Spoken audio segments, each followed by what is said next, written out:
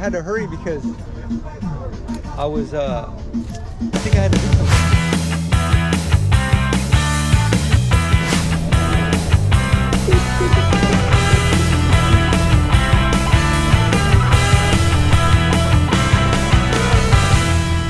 Hello! What's up mga kadil? Sa umaga, tayo na naman yung nakauna dito. Nagbayad tayo ng early entrance. So, hindi na ako mag-aantay kasi pipila pa yung mga iba doon. So, nagbayad na ako ng early entrance fee. At yun yung una kong tinitignan, si Kuya Pancho. Yan po yung suki natin na vendor dyan. Bukod sa mura, mabait pa siya. Yan yung una kong nakita, yung Behringer na electric guitar na amplifier. Yan, sa loob niyan meron pa yung cord niya.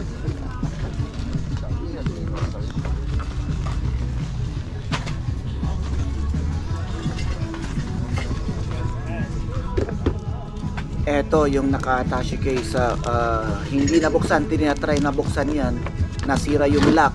Pero kunin ko pa rin, tignan natin sa bahay kung ano yung laman niya. Kasi ipunin ko lahat yung kukunin ko sa kanya and then pepresyohan na lang niya ng mura.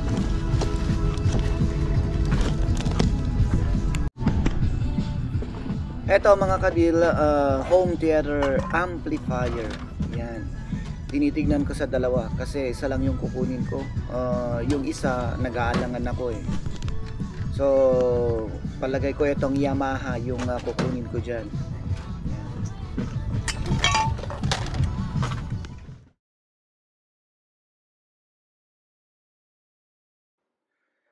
So, ayan mga kadil yung nakuha ko pero wala pa. Madadagdagan pa yan. So, gaya nito, yung tambutso na yun, yung hawak-hawak na yan. Kukunin natin yan. Pwede yan sa mga scooter dito. 125cc to 150cc. Pwede yan.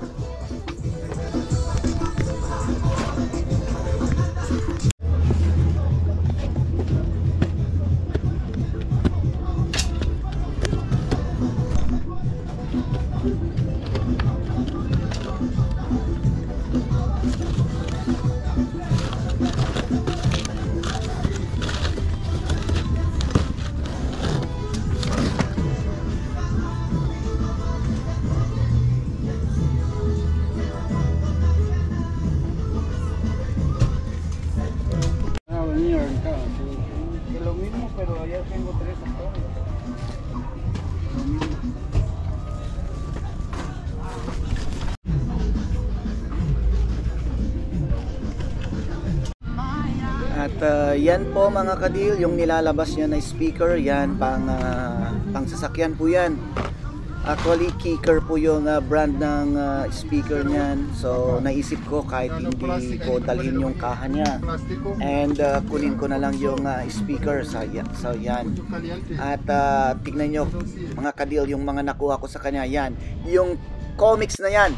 Mahal po yung comics na yon. So, doon ako natutuwa. I-reveal ko mamaya kung anong comics yun.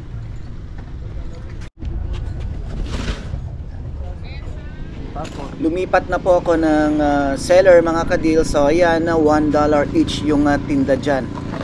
So yan po mga kadil, kinuha ko yan for $1. Yan, kuha ko yan. At alam nyo, kapag pumupunta ko rito, marami akong mga nakakasabay na eBay seller. Kaya yun yung silbi na nauna ako doon sa linya. Yan, ito po ay sa sasakyan lug nuts. Yan, Allen Range yung ginagamit na flower. So kinuha ko rin yan for $1 or 50 pesos. Sabihin mo na 50 pesos, yun na yung pinang-calculate ko. So ayan, goods pa yan. May kulang lang na 3.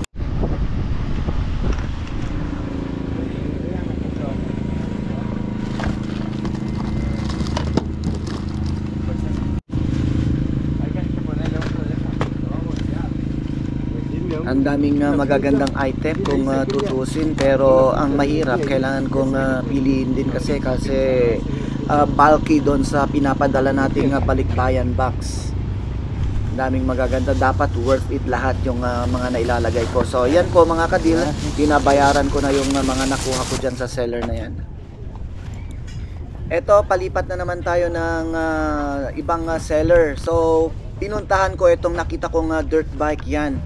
And tinawagan ko yung barkada ng seller na yan. So nagkataong barkada ko rin yun, para siya na yung tumawad dyan. Sabi 1,200 tapos down to 700, pero wala, iba-iba yung parts niya, hindi yan buo, kaya hindi ko kinuha yan.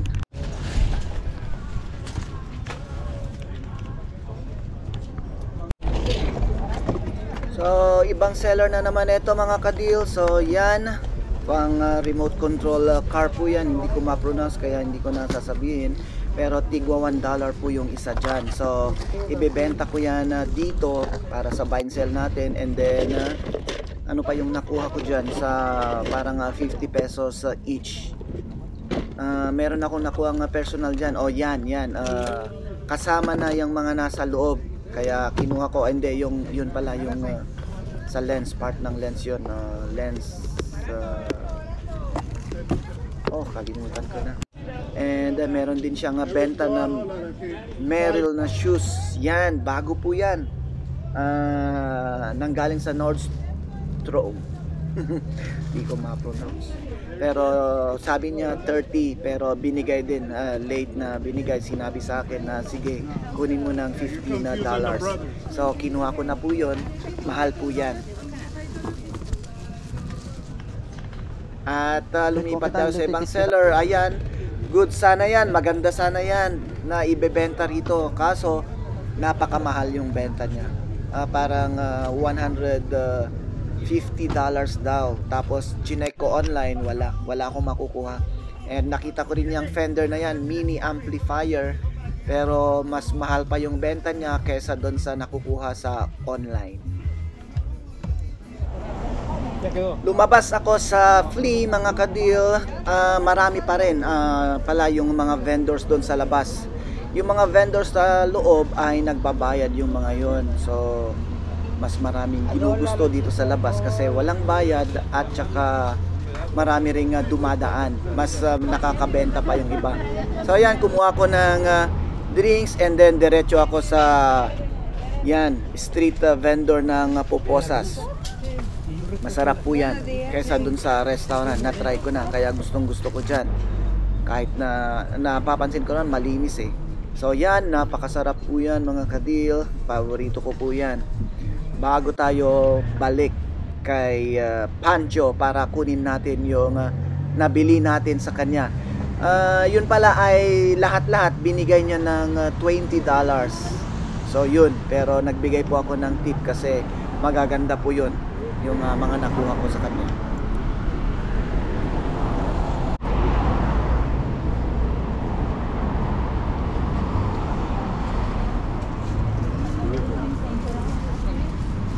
Ahí nos íbamos nosotros para el centro de Los Ángeles.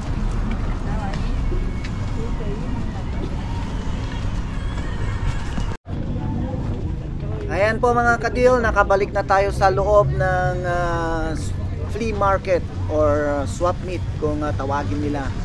So bago ako pumunta kay Pancho para kunin natin yung mga naunang nakuha natin, nabili natin, inintihin muna ako sa gilid-gilid. Kasi minsan dun sa masyado ako maaga, hindi nila nailalabas yung mga benta nila. Kaya ulit-ulit tignan natin kung merong ginto.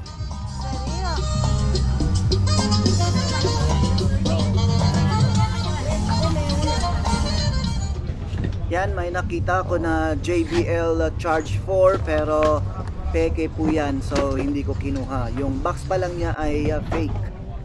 And nakabalik na tayo kay Pancho. So kung makikita ninyo, marami siyang customer. And yung speaker na yan, binabargain niya sa akin ng $5 or 250 pesos, pero hindi ko po kinuha. Meron ding laptop na nakita ko, pero yan, tignan ninyo, masyadong wasak na.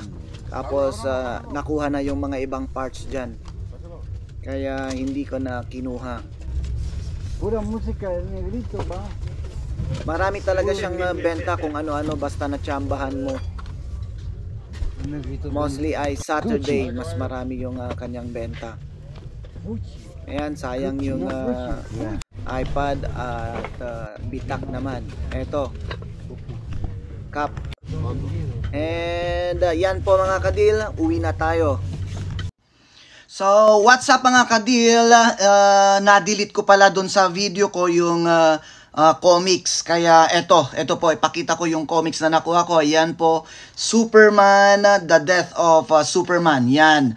So, alam nyo mga kadil, ang ganda nito. Walang mga rips, walang hiwa. Ang mali lang ay natanggal po yung packaging niya. Gaya ng nito, oh. Yan. Ito, may mga kakukuha kong mga sa ibang flea. Yung mga ibang Superman dyan. So, ayan. So, collector's comics po ay ang mga ito. So, ito, tignan ninyo mga kadil. Kaya sabi ko, natutuwa ako dito sa comics na yan. Yan po yung price nito. Yan. Diba?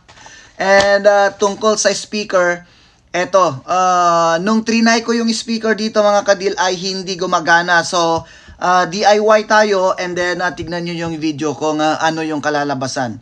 May naputol, so ginamit ko, dinugtungan ko hanggang nag-on. And same din doon sa amplifier. Gumagana yung amplifier. Pinalitan ko lang yung fuse niya and then eto na po mga kadil. Yan.